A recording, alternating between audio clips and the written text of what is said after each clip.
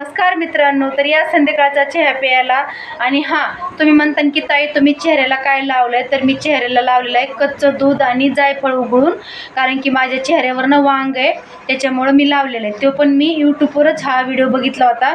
त्याच्यात सांगितलं गेलं होतं की जायफळाने वांग कमी होतो. कारण की मी ह्याच्या आधी क्रीम लावली होती, पण क्रीमनं काय होतं, जोपर्यंत क्रीमचा वापर आहे तोपर्यंत चांगला चेहरा होतो आणि नंतर परत अजून वांग येतो क्रीम बंद झाली की.